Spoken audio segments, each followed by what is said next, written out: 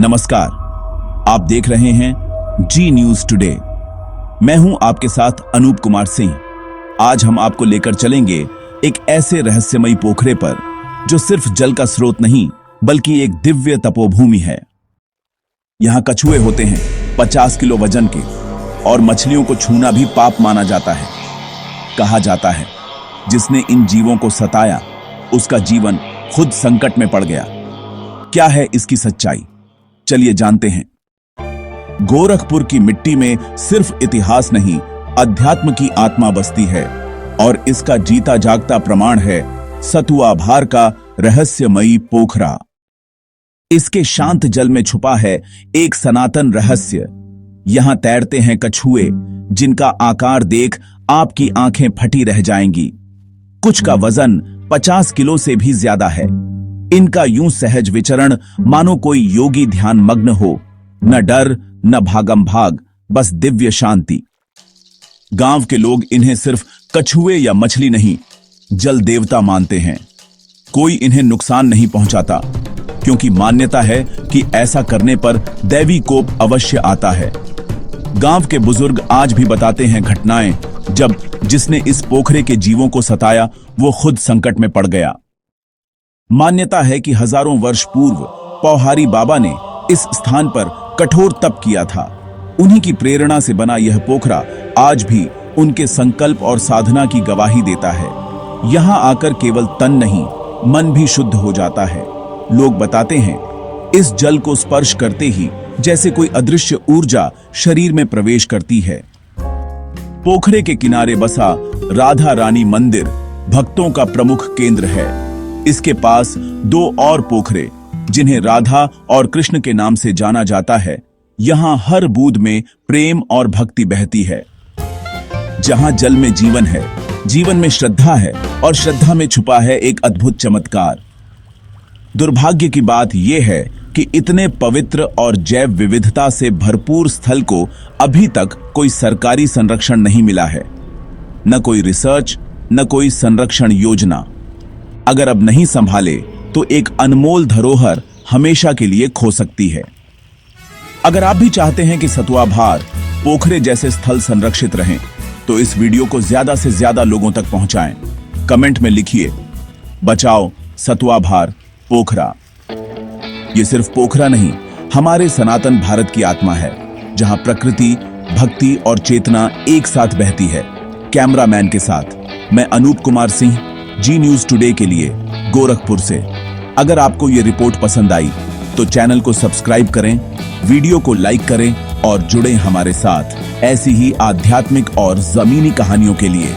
जय श्री राधे, जय भारत। और कैसे जंतु यहाँ इस पोखरे में पाए जाते हैं? अब इस पोखरे के बारे में कहा जाता है कि ये बहुत पुराना, 300 साल नहीं, हजारों साल पुराना पोखरा है, और इसका निर्माण करने में पौहारी सर डूबे। इसका मैंने वो खुदाई करवाए। उसके बाद बीच में हम जानते हैं लगभग 100 साल के लगभग एक राधे श्याम बाबा आए और इस पोखरे का खुदाई करवाया। थोड़ा सा उसके प्रति सौंदर्यीकरण और शिव जी का स्थापना, ये कृष्ण भगवान की स्थापना राधे श्याम बाबा के द्वारा हुआ। और इसके अलावा तो मछलियों के बारे में तो न कोई इसमें पाला, बहुत पुरानी मछलियां हैं। अच्छा, हाँ, ये मछलियां और कछुए यहाँ आए कैसे, किस तरह से, क्या जानकारी? कोई नहीं जानता है। ये बहुत आदिकाल से चले आ रहे हैं। उसमें न कोई पाला है न कहीं कुछ है। ये है कि ये दर पीढ़ी दर जैसे वंशज चले आ रहे हैं, उसी तरह से कछुए और मछलियां चली आ रही हैं। यही है स्थिति। तादाद की बात करें तो कितनी संख्या तकरीबन होगी? और तादाद इनकी कम से कम होगी तो 10,000 मान के चलिए कछुआ मछलियाँ। हाँ, अच्छा, यहाँ अरे हम लोग जब स्नान करते थे तो मछलियों को हम लोगों के बराबर इसके मुंडन जो दिखाई देते थे, बड़ी बड़ी मछलियाँ। तो चल रहा है उसी तरह से ये परंपराएं आज भी निर्माण कर रहे। कोई इसको सेवन नहीं करता है। खजनी जो ब्लॉक है वहाँ से इस गांव की दूरी कितनी होगी? लगभग 2 किलोमीटर। तो यहाँ जो पोखरे में जो ये मछलियाँ या कछुए हैं, तो इनके संरक्षण के लिए किस तरह का जैसे चारा या किस तरह से लोग देखिए, लोग कोई आते हैं देखने व्यवस्था के लिए? कोई व्यवस्था न गांव की तरफ से है। हाँ, जिसके अंदर ये श्रद्धा है, कुछ लोग आते हैं, सुबह शाम चारा खिलाते हैं, चाहे वो रोटी हो, लाई हो, ब्रेड हो या किसी प्रकार का खाद्य वस्तु हो, वो लोग खिलाते हैं और कुछ उससे अनुभूत करते हैं कि मेरा जीवन जो है संवर जाएगा। होता है ना कि क्या नाम है, परोपकार। हाँ अध्यात्म को देखते हाँ हाँ हाँ। क्या नाम है आपका? मेरा नाम विशाल दर्दुबे है।